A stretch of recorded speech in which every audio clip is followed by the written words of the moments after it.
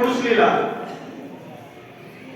ಅವನಿಗೆ ಕೋಪ ಬಂದು ಒಳಗಡೆ ಹೋಗಿ ಒಂದು ಬೆತ್ತವನ್ನು ತೆಗೆದುಕೊಂಡು ಅದಕ್ಕೆ ಹೊಡಿಬೇಕು ಅಂತ ಹೇಳಿ ಹೊರಗೆ ಬರ್ತಾನೆ. ಬರುಟ್ರಾಗ ಭೂಮಿ ಮೇಲೆ ಚೆಲ್ಲಿದ್ದಂತ ಔಷಧವನ್ನ ಆ ನಾಯಿ ನೆಕ್ತಾ ಇತ್ತು.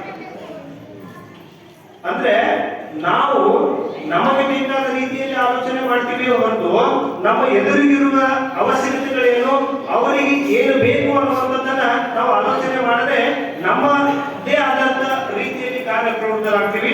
ಅದಕ್ಕೆ ಈ ರೀತಿಯಾಗಿರ್ತಕ್ಕಂಥ ತೊಂದರೆಗಳು ಬರ್ತಾ ಇರ್ತವೆ. ಇಬ್ಬರು ಮೀನುಗಾರರು ಇರ್ತಾರೆ,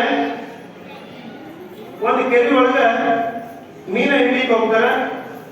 ಅವರಿಗೆ ಇಬ್ಬರಿಗೆ, ಒಬ್ಬರಿಗೆ 3 ತಾಸಾದರೂ ಒಂದು ಮೀನು ಸಿಕ್ಕಿರುವುದಿಲ್ಲ, ಇನ್ನೊಬ್ಬರಿಗೆ 10 ನಿಮಿಷದಾಗ 16 ಮೀನುಗಳು ಸಿಗ್ತವೆ. ಯಾಕೆ ಇರ್ಬೋದು? ಒಬ್ಬ ತನಗೇನು ಬೇಕು ಅನ್ನುವಂಥ